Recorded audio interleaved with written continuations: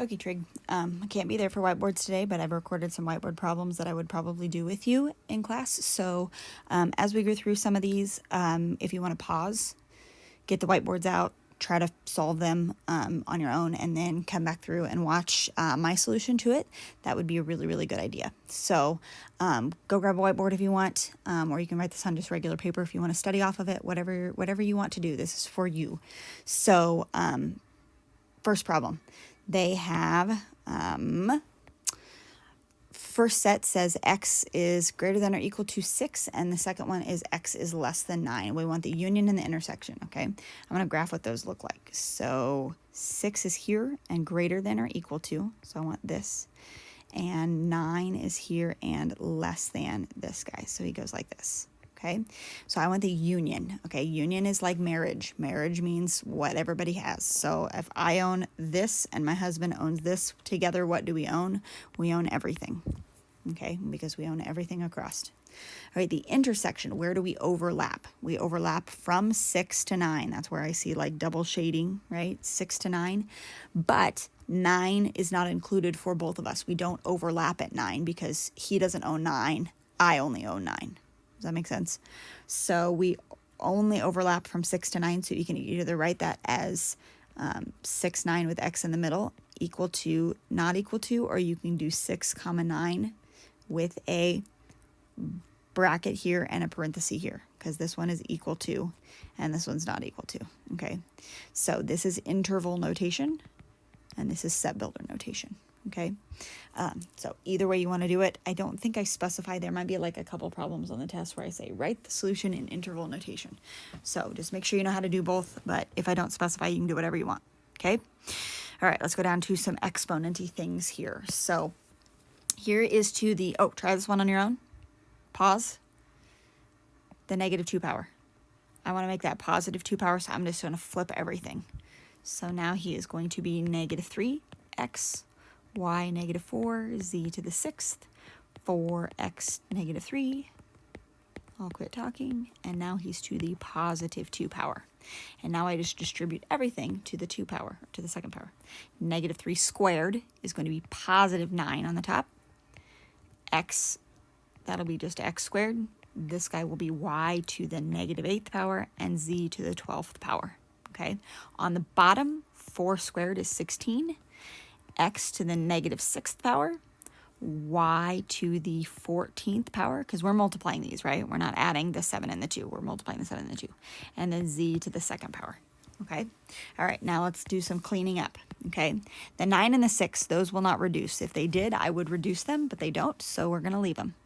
9 on the top, 16 on the bottom. Okay, now, when you go through and you do exponents, and one of them is positive and the other one is negative, you want to move the negative one up first. Don't try to add that stuff in your head. Move the negative up to the top, so that'll be x to the positive 6 power up top.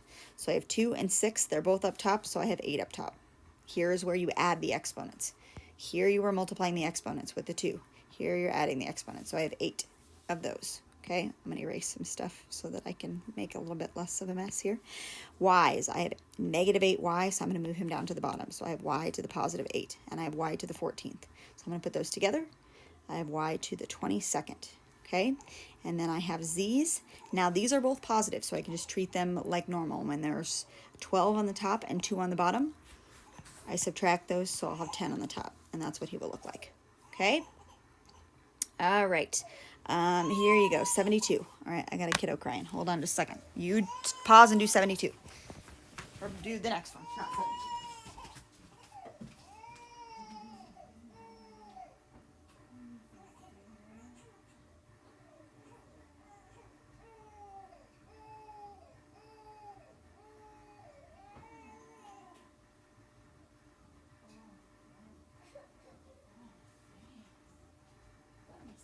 You just want to come join us. You just need to come join us. Okay. Okay. Here we're doing some more square roots. Okay. So we're going to break them up and we're going to do them individually. So we have the square root of 72. And we have the square root of x to the 4th. And we have the square root of y to the 7th. And we have the square root of z to the 13th, okay? Now, the square root of 72 does not come out nicely, but we can break them down. I do know that 9 goes into 72, but if we think bigger than that, 36 goes in there, right? 36 and 2, okay?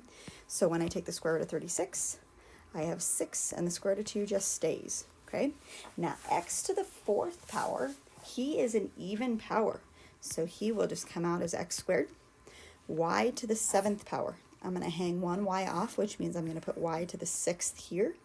And when I take the square root of y to the 6th is just y to the 3rd. It's like you're just dividing by 2. You don't just divide by 2 when you're doing numbers, but when you're doing exponents, you're just dividing by 2, okay? Then we'll have another y trapped inside of there. And then z's, if I hang one off over here, I have 12 of them over here, okay? And then I'm taking square root. So this is z to the 6th power and the square root of z.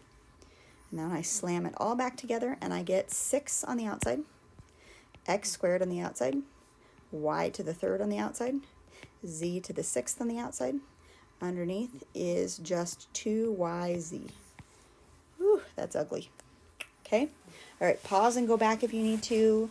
This video is just for you to study, okay? Tomorrow's a test. All right, and you get to use your notes. So, I mean, anything else you want to add to your notes, go for it. Okay, all right, this one. Oh, I didn't say these are all factoring problems in this next chunk. Okay, factor. These 3 factor. Okay, all right. So we're gonna factor this. We have 3 pieces, and they have a's and b's. And I'm thinking the only option I have probably is to do the greatest common factor, GCF. Okay, so let's pull out. I have a 4 and an 8 and a 12, and those are all divisible by 4. So let's pull a 4 out front. Okay. I have 2 A's, 3 A's, 1 A, so I can only pull an A out, okay, because the last one only has 1 to give me. I have 3 B's, 7 B's, and 5 B's, so I'm going to take out 3 B's, because that's the least, this is called a least common multiple. No, greatest common factor, blah, blah, blah. Greatest common factor, the greatest amount that you can take out, okay? All right, if I take 4 out and 1 A out, I'm still left with an A here, and I'm not left with any B's or anything, so that's done. If I take 4 out of 8, that's 2, because we're dividing. I will have 2 A's left over and 4 B's left over, okay? Now starting with the 12, I'm going to have 3. The A is gone. I've taken 3 B's out, so I'll have 2 B's left. And this is my factoring by using greatest common factor, okay? All right, next. This one is, let's see, we've got a minus sign. There's 2 pieces, so it's either a difference of squares, or it is a difference of cubes. Okay, difference of squares or difference of cubes. Well, I can take the square root of 36 and I can take the square root of 49.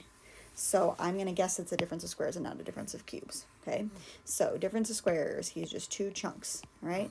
The square root of 36x squared is 6x. So I'm going to put him here and here. The square root of 49 is 7, so 7 and 7. 1 is plus, 1 is minus. There you go. That's a difference of squares. All right. Okay, next one. This one is plus, and I have a cube here, so I'm going to say that he's the sum of cubes. Okay, now the sum of cubes, you need to make sure you have this written down on your review sheet. It is A plus B, A squared minus AB plus B squared. Okay, and then we just have to figure out what A and B are, right? So if I'm taking the square root of x to the 3rd power, the cubic root of x to the 3rd power, it is x, and the cubic root of 125 is 5. So this is my A and this is my B, and I just plop them into the formula. Okay, so if I'm doing A plus B, that will be x plus 5. Okay, if I'm doing A squared, that'll be x squared minus A times B would be 5x, and B squared would be 25. And that's as far as I can break them down. Okay, now always look, I think it was like maybe Ethan the other day or something said, always look at this guy because he might break down further, but I don't think you can multiply to get 25 and add to get 5. So I would always just check to make sure that that's not a thing, that that can break down even further. Okay, so you got to be careful. All right. Moving on to the next one. This is dividing. Okay, so we've got, let's just kind of evaluate what we have here. We're dividing, which means we're going to have to keep flip. And all of these guys are trapped, right? We don't have anything that can just cancel. okay?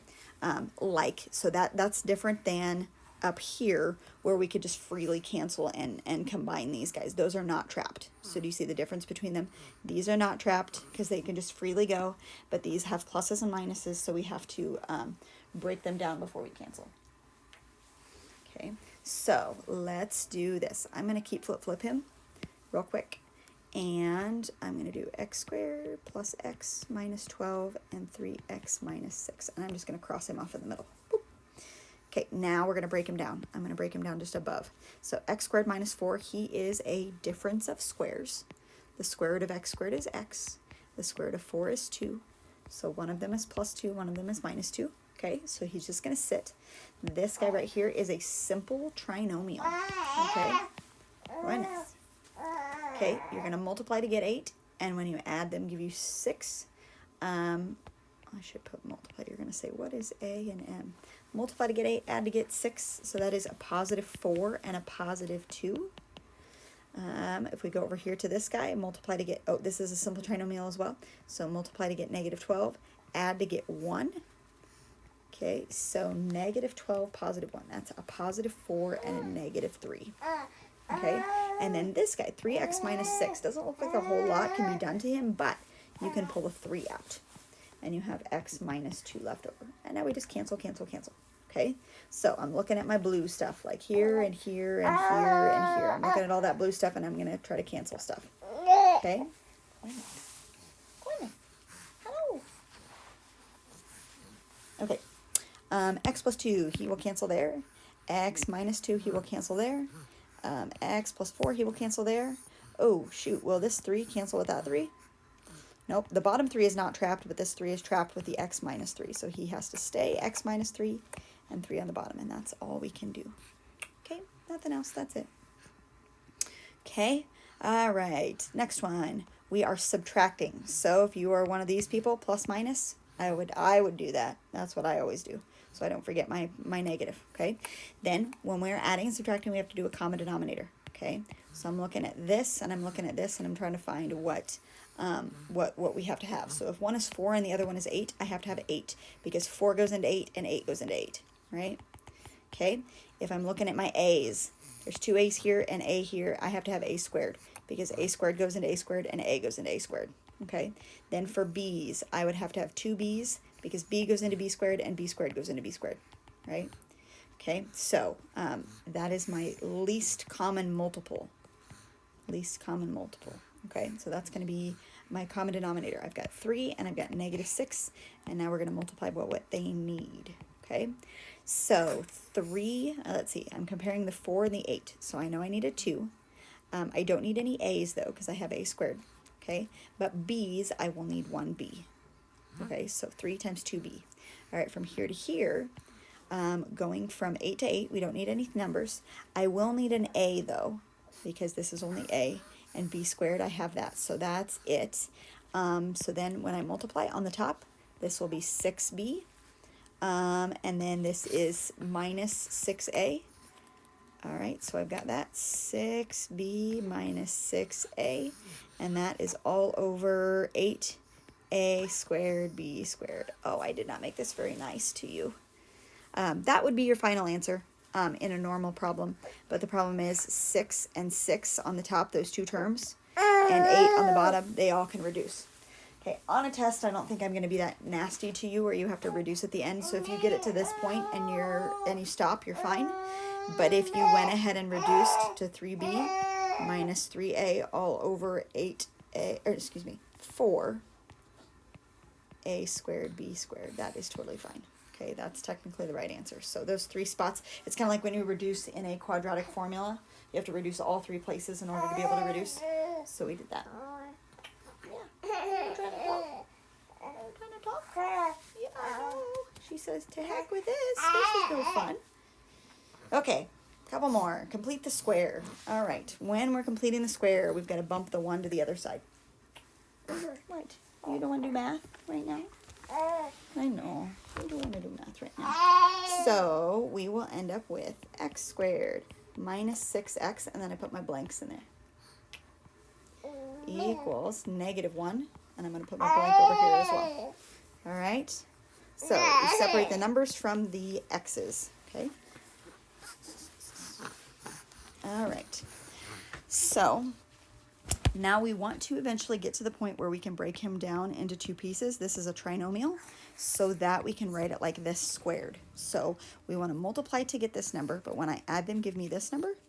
And the only two numbers that will add to give me -6 that are the same is x minus 3 and x minus 3, right? -3 and -3 will give me -6 when I add them, okay? If I multiply them together, that will give me a +9. Now, I saw a lot of you guys the other day when we did this, you guys put -3 in this box. -3 is your number that goes here, but 9 is what you get when you multiply those together. So be careful of that, okay?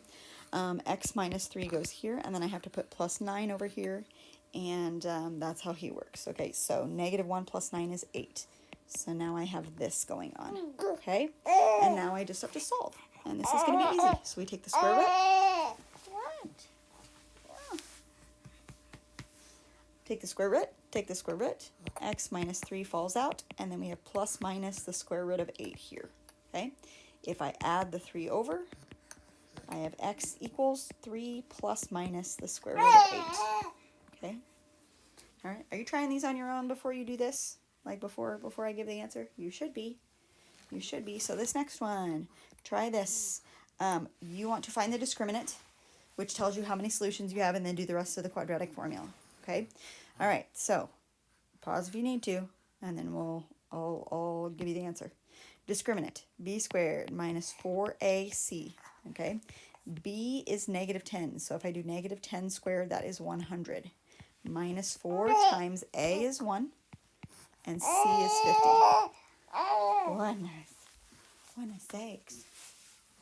All right, -4 times 1 times 50 is -200, which gives me a total of -100 if I add those all together.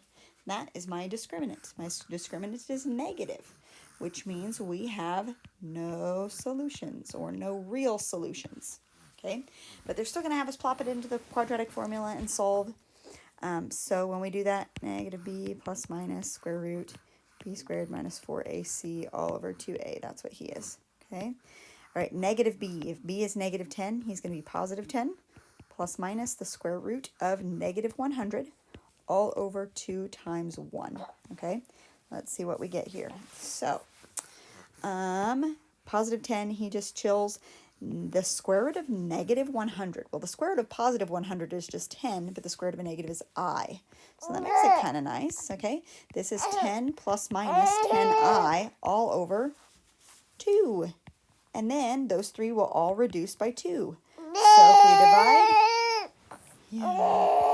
5 plus minus 5i all over 1, or just that. Hi, sister. Say, we're almost done. I know you don't like math.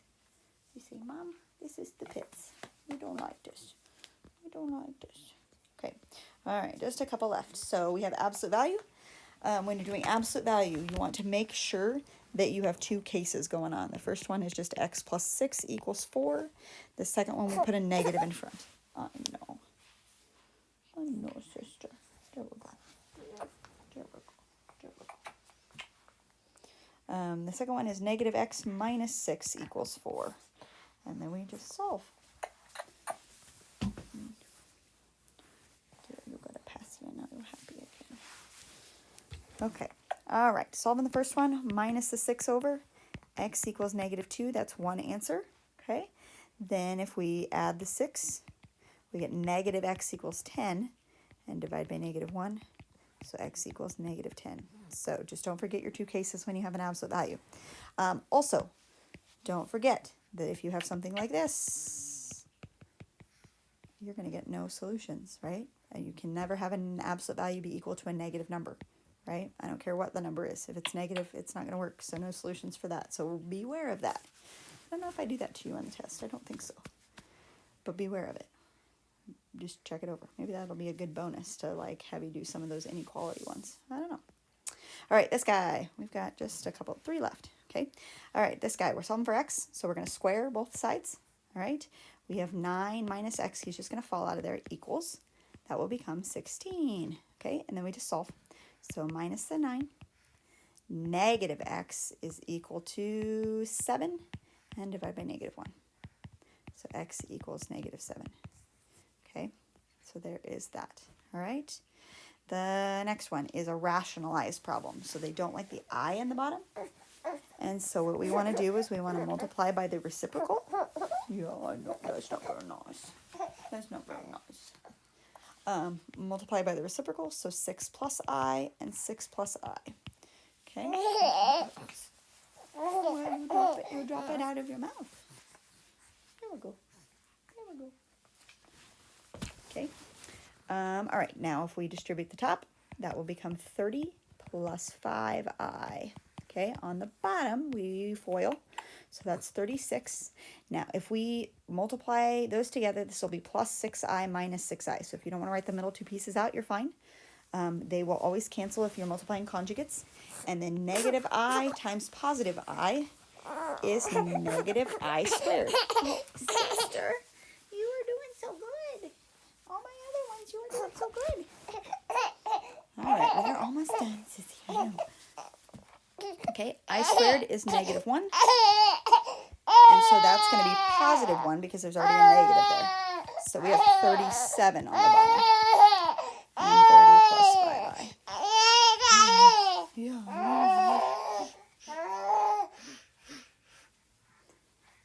And 37 is prime. So we don't have to worry about dividing. Okay, so that was a rationalized problem. And then the last one, I to the 28th power. Oh, I give you an easy one. Okay, we only know what like I squared is. So I squared to the 14th power will give me 28. We know that I squared is negative 1. And if I take it times itself 14 times, that will give me a positive 1. Okay, what if we, okay, let's do I to the 29th power, just real quick. If that's the case, okay, we have to separate an I off over here, I to the first power, and then we have I squared to the 14th, and that will give me a total of 29. So we just said this guy turned out to be a positive 1, so that will just be 1I or just I. So if you have an even number, he'll be 1 or negative 1. If you have an odd number, he'll be I or negative I, okay? And some of you guys wrote that down on your review sheet. So there you go. Hopefully that gave you enough to practice with and test tomorrow.